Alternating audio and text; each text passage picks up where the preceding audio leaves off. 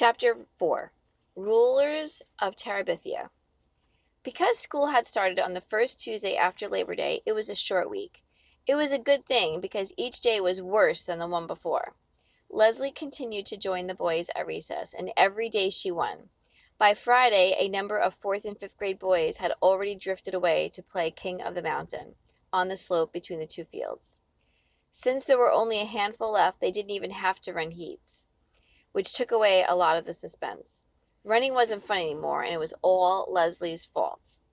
Jess knew now that he had never been the best runner of the 4th and 5th grades.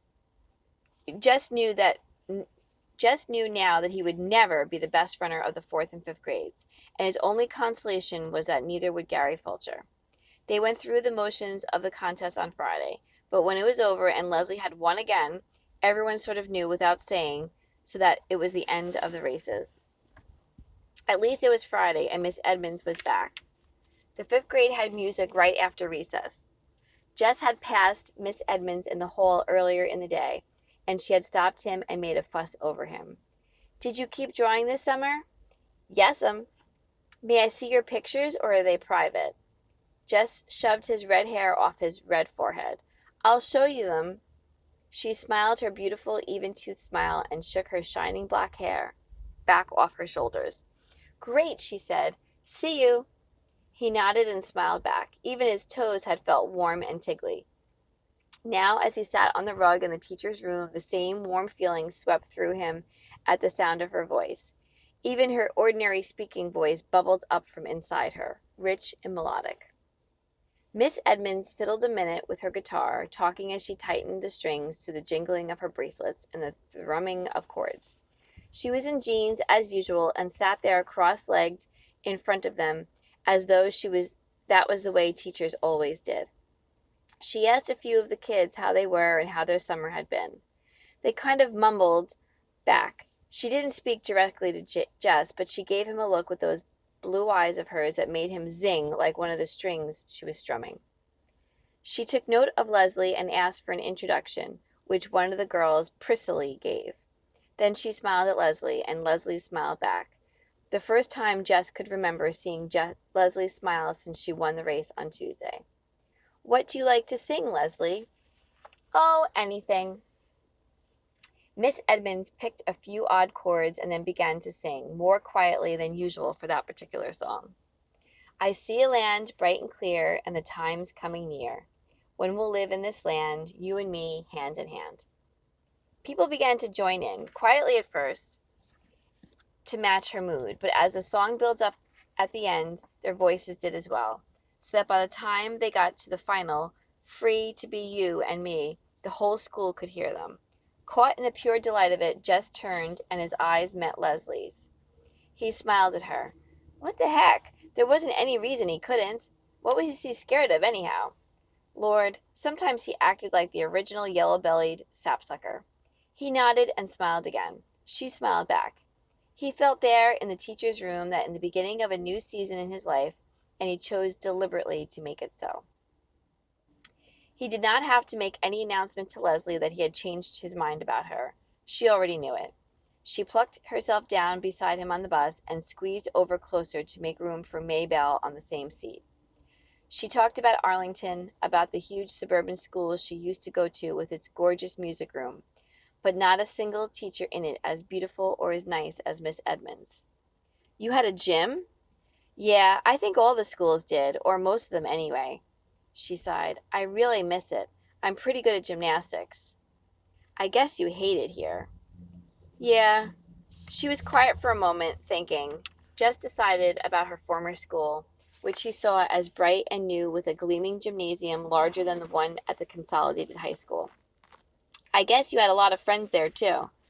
"Yeah." "Why'd you come here?" "My parents are reassessing their value structure." "Huh?" "They decided they were too hooked on money and success, so they bought that old farm and they're going to farm it and think about what's important." "But you're the one that's got to pay." "Yeah." "Why don't they think about you?" "We talked it over," she said patiently. "I wanted to come too." She looked past him out the window. "You never know ahead of time what something's really going to be like." The bus had stopped. Leslie took Maybelle's hand and led her off. Jess followed, still trying to figure out why two grown people and a smart girl like Leslie wanted to leave a comfortable life in the suburbs for a place like this. They watched the bus roar off. "You can't make a go of a farm nowadays, you know," he said finally. "My dad has to go to Washington to work, or we wouldn't have enough money." "Money is not the problem." "Sure it's the problem." "I mean," she said stiffly, "not for us." It took him a minute to catch on.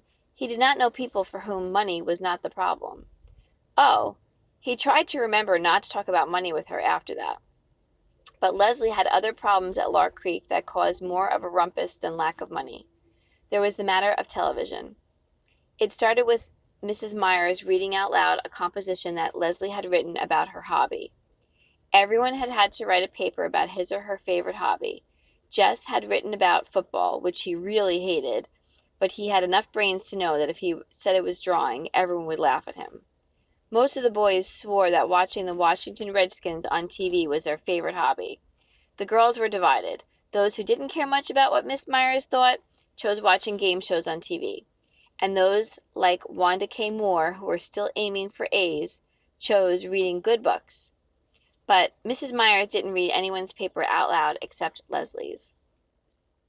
"I want to read this composition aloud for two reasons. One, it is beautifully written. And two, it tells about an unusual hobby for a girl." Mrs. Myers beamed her first-day smile at Leslie. Leslie stared at her desk. Being Mrs. Myers' pet was pure poison at Lark Creek. "Scuba Diving" by Leslie Burke. Mrs. Myers' sharp voice cut Leslie's sentences into funny little phrases. But even so, the power of Leslie's words drew Jess with her under the dark water. Suddenly, he could hardly breathe. Suppose you went under and your mask filled up with water, and you couldn't get to the top in time. He was choking and sweating. He tried to push down his panic. This was Leslie Burke's favorite hobby. Nobody would make up scuba diving to be their favorite hobby if it wasn't so. That meant Leslie did it a lot, that she wasn't scared of going deep down in a world of no air and little light. Lord, he was such a coward. How could he be all in a tremble just listening to Miss Myers read about it? And Dad expected him to be a man, and here he was letting some girl who wasn't even 10 yet scare the liver out of him by just telling what it was like to sightsee underwater. Dumb, dumb, dumb. "I am sure," Mrs. Myers was saying, "that all of you were as impressed as I was with Leslie's exciting essay." Impressed, Lord, he'd nearly drowned. In the classroom there was a shuffling of feet and papers. "Now I want to give you a homework assignment." Muffled groans. "That I'm sure you'll enjoy." Mumblings of unbelief. "Tonight on Channel 7 at 8 p.m. there's going to be a special about a famous underwater explorer, Jacques Cousteau. I want everyone to watch. Then write one page telling what you learned." "A whole page?" "Yes. Does spelling count?" "Doesn't spelling always count, Gary?" "Both sides of the paper?" "One side will be enough, Wanda K., but I will give extra credit to those who do extra work." Wanda K. smiled primly. You could already see 10 pages taking shape in her pointy head. "Mrs. Myers?"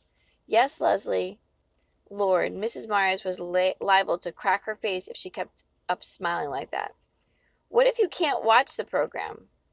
"You inform your parents that it is a homework assignment. I am sure they will not object." "What if—" Leslie's voice faltered. Then she shook her head and cleared her throat so the words came out stronger. "What if you don't have a television set?" "Lord, Leslie, don't say that. You can always watch on mine." But it was too late to save her. The hissing sounds of disbelief were already building into a rumble of contempt. Mrs. Myers blinked her eyes. Well. She blinked some more. You could tell she was trying to figure out how to save Leslie, too. "Well, in that case, one could write a one-page composition on something else. Couldn't one, Leslie?" She tried to smile across the classroom upheaval to Leslie, but it was no use. Class. Her Leslie's smile shifted suddenly and ominously into a scowl that silenced the storm. She handed out ditto sheets of arithmetic problems. Jess stole a look at Leslie. Her face, bent low over the math sheet, was red and fierce.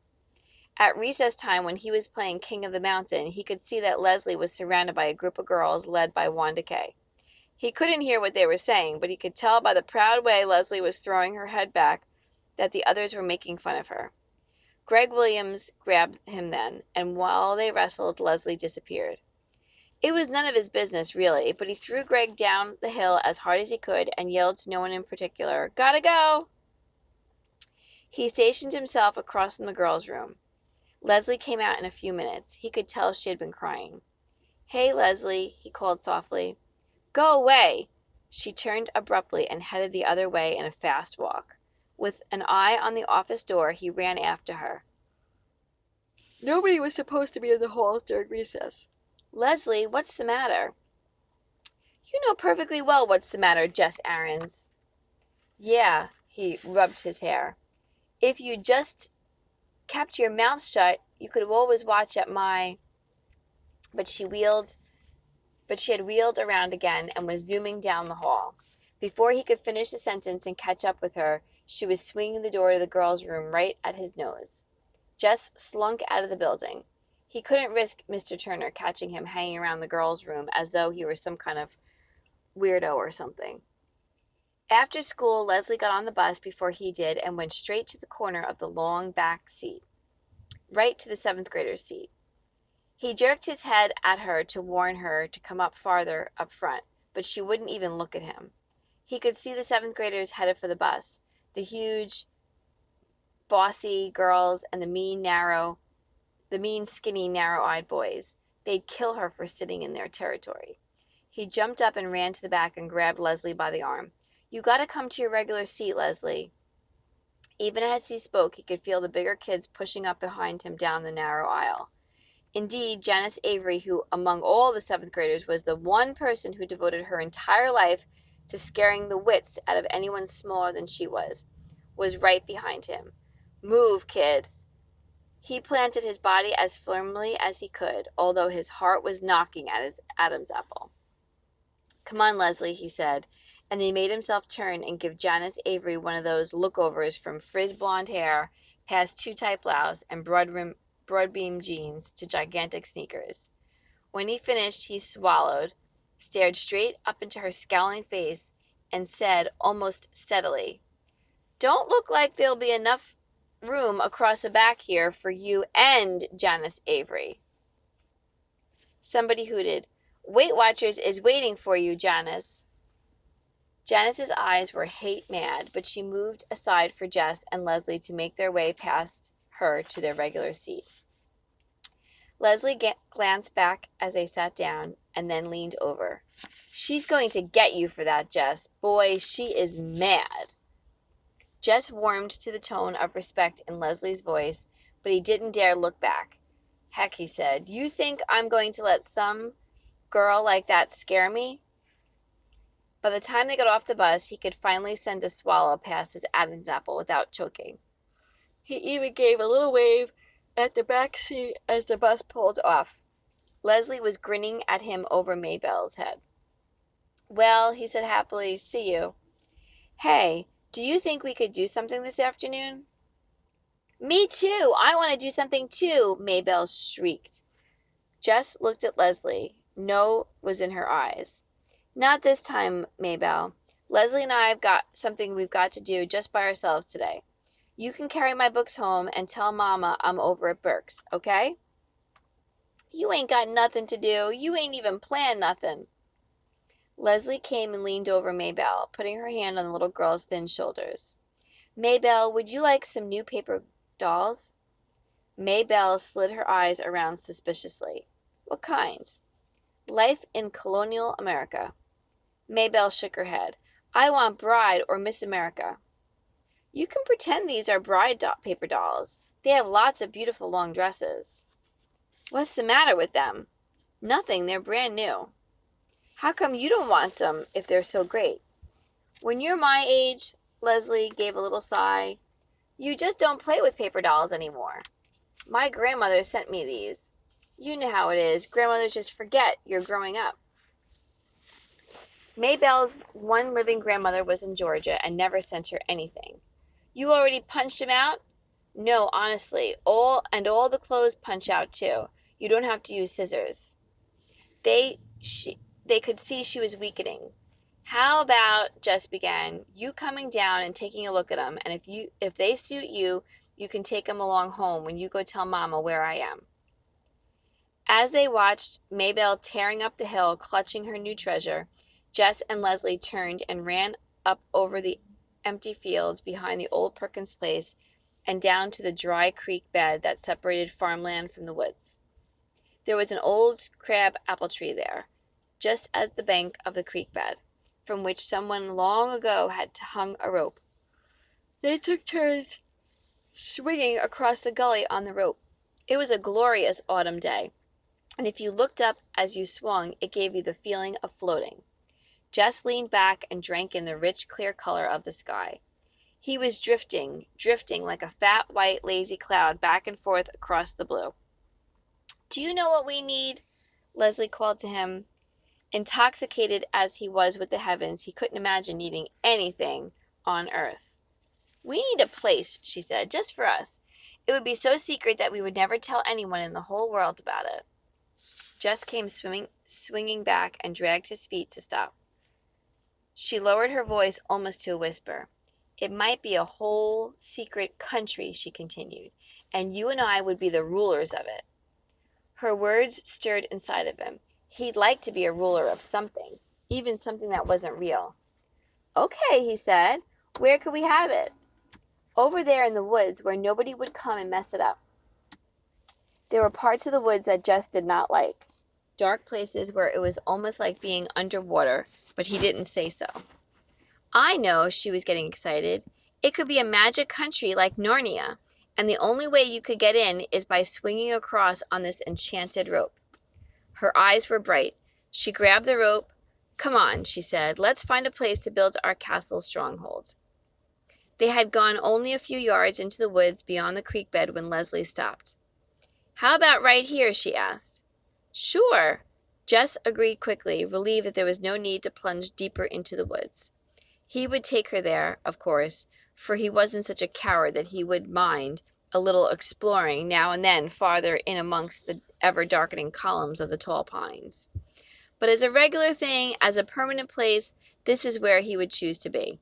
Here, where the dogwood and redbud played hide-and-seek between the oaks and evergreens, and the sun flung itself in golden streams through the trees to splash warmly at their feet.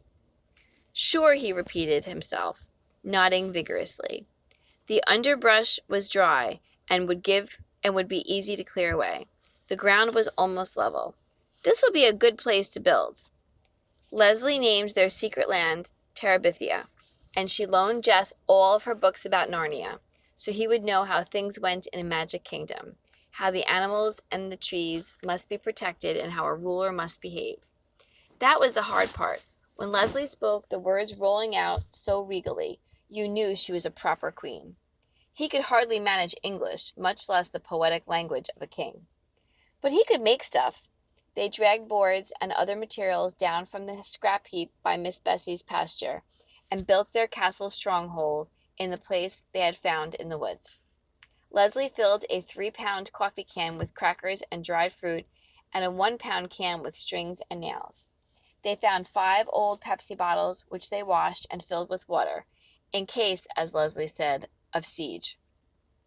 Like God in the Bible, they looked at what they had made and found it very good. You should draw a picture of Terabithia for us to hang in the castle, Leslie said. I can't. How could he explain it in a way Leslie would understand? How he yearned to reach out and capture the quivering life about him, and how when he tried, it slipped past his fingertips, leaving a dry fossil upon the page. I just can't get the poetry of the trees, he said. She nodded. Don't worry, she said. You will someday. He believed her because there in the shadowy light of the stronghold, everything seemed possible. Between the two of them, they owned the world and no enemy. Gary Fulcher, Wanda K. Moore, Janice Avery, Jess's own fears and insufficiencies, nor any of the foes whom Leslie imagined attacking Terabithia could ever really defeat them. A few days after they finished the castle, Janice Avery fell down in the school bus and yelled that Jess had tripped her as she went past. She made such a fuss that Mrs. Prentice, the driver, ordered Jess off the bus, and he had to walk the 3 miles home. When Jess finally got to Terabithia, Leslie was huddled next to one of the cracks below the roof, trying to get enough light to read. There was a picture on the cover which showed a killer whale attacking a dolphin. "What you doing?" He came in and sat down beside her on the ground. "Reading. I had to do something. That girl!" Her anger came rocketing to the surface. "It don't matter. I don't mind walking all that much." What was a little hike compared to what Janice Avery might have chosen to do? "It's the principle of the thing, Jess. That's what you've got to understand. You have to stop people like that, otherwise they turn into tyrants and dictators." He reached over and took the whale book from her hands, pretending to study the bloody picture on the jacket. "Getting any good ideas?" "What?" "I thought you were getting some ideas on how to stop Janice Avery." "No, stupid. We're trying to save the whales. They might become extinct." He gave her back the book. "You save the whales and shoot the people, huh?" She finally grinned. "Something like that, I guess. Say, did you ever hear the story about Moby Dick?" "Who's that?" "Well, there was once this huge white whale named Moby Dick." And Leslie began to spin out a wonderful story about a whale and a crazy sea captain who was bent on killing it. His fingers itched to try to draw it on paper. Maybe if he had some proper paints he could do it. There ought to be a way of making the whale shimmering white against the dark water. At first, they avoided each other during school hours, but by October they grew careless about their friendship. Gary Fulcher, like Brenda, took great pleasure in teasing Jess about his girlfriend. It hardly bothered Jess. He knew that a girlfriend was somebody who chased you on the playground and tried to grab and kiss you. He could no more imagine Leslie chasing a boy than he could imagine Mrs. Double-Chin Myers shimmying up the flagpole. Gary Fulcher could go to the you-know-where and warm his toes. There was really no free time at school except recess, and now that there were no races, Jess and Leslie usually looked for a quiet place on the field and sat and talked. Except for the magic half hour on Fridays, recess was all that Jess looked forward to at school. Leslie could always come up with something funny that made the long days bearable. Often the joke was on Mrs. Myers. Leslie was one of those people who sat quietly at her desk, never whispering or daydreaming or chewing gum, doing beautiful schoolwork, and yet her brain was so full of mischief that if the teacher could have once seen through that mask of perfection, she would have thrown her out in horror. Jess could hardly keep a straight face in class, just trying to imagine what might be going on behind that angelic look of Leslie's. One morning, as Leslie had related it at recess, she had spent imagining Mrs. Myers on one of those fat farms down in Arizona. In her fantasy, Mrs. Myers was one of the food alcoholics who would hide bits of candy bars in odd places, up the hot water faucet, only to be found out and publicly humiliated before all the other fat ladies. That afternoon, Jess kept having visions of Mrs. Myers dressed only in a pink corset being weighed in. "You've been cheating again, Gussie," the tall, skinny directress was saying. Mrs. Myers was on the verge of tears. "Jessie Aarons!" The teacher's sharp voice punctured his daydream. He couldn't look Mrs. Myers straight in her pudgy face. He'd crack up again. He set his sight on her uneven hemline. "Yes, ma'am." He was going to have to get coaching from Leslie. Mrs. Myers always caught him when his mind was on vacation, but she never seemed to suspect Leslie of not paying attention. He sneaked a glance up that way. Leslie was totally absorbed in her geography book, or it would appear to anyone who didn't know. Terabithia was cold in November. They didn't dare build a fire in the castle, though sometimes they would build one outside and huddle around it. For a while, Leslie had been able to keep 2 sleeping bags in the stronghold, but around the 1st of December, her father noticed their absence and she had to take them back. Actually, Jess made her take them back. It was not that he was afraid of the Burkes exactly. Leslie's parents were young, with straight white teeth and lots of hair, both of them. Leslie called them Judy and Bill, which bothered Jess more than he wanted it to. It was none of his business what Leslie called her parents, but he just couldn't get used to it. Both of the Burkes were writers. Mrs. Burke wrote novels, and according to Leslie, was more famous than Mr. Burke, who wrote about politics. It was really something to see the shelf that had their books on it. Mrs. Burke was Judith Hancock on the cover, which threw you at first, but then if you looked on the back, there was her picture looking very young and serious. Mr. Burke was going back and forth to Washington to finish a book he was working on with someone else, but he had promised Leslie that after Christmas he would stay home and fix up the house and plant his garden and listen to music and read books out loud and write only in his spare time. They didn't look like Jess's idea of rich, but even he could tell that the jeans they had worn had not come off the counter at Newberry's. There was no TV at the Burkes, but there were mountains of records and a stereo set that looked like something off of Star Trek. And although their car was small and dusty, it was Italian and looked expensive too. They were always nice to Jess when he was over, but then they would suddenly begin talking about French politics or string quartets, which he at first thought was a square box made out of string, or how to save the Timberwolves or Red Wings or singing whales, and he was scared to open his mouth and show once and for all how dumb he was. He wasn't comfortable having Leslie at his house either. Joyce Ann would stare, her index finger pulling down her mouth and making her drool. Brenda and Ellie always managed some remark about his girlfriend.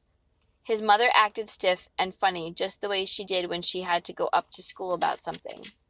Later, she would refer to Leslie's tacky clothes. Leslie always wore pants, even to school. Her hair was shorter than a boy's. Her parents were hardly more than hippies. Maybelle either tried to push in with him and Leslie or sulked at being left out. His father had seen Leslie only a few times and had nodded to show that he had noticed her, but his mother said that she was sure he was fretting that his only son did nothing but play with girls, and they were both worried about what would become of it. Jess didn't concern himself with what would become of it. For the first time in his life, he got up every morning with something to look forward to. Leslie was more than his friend. She was his other, more exciting self. His way to Terabithia and the worlds beyond. Terabithia was their secret, which was a good thing, for how could Jess have explained it to an outsider? Just walking down the hill towards the woods made something warm and liquid steal through his body. The closer he came to the dry creek bed and the crabapple tree rope, the more he could feel the beating of his heart. He grabbed the end of the rope and swung out toward the other bank with a kind of wild exhilaration and landed gently on his feet, taller and stronger and wiser in that mysterious land. Leslie's favorite place besides the castle stronghold was the pine forest. There the trees grew so thick at the top that the sunshine was veiled. No low bush or grass could grow in that dim light, so the ground was carpeted with golden needles. I used to think this place was haunted, Jess had confessed to Leslie the first afternoon he had revved up his courage to bring her there. Oh, but it is, she said. But you don't have to be scared. It's not haunted with evil things. How do you know?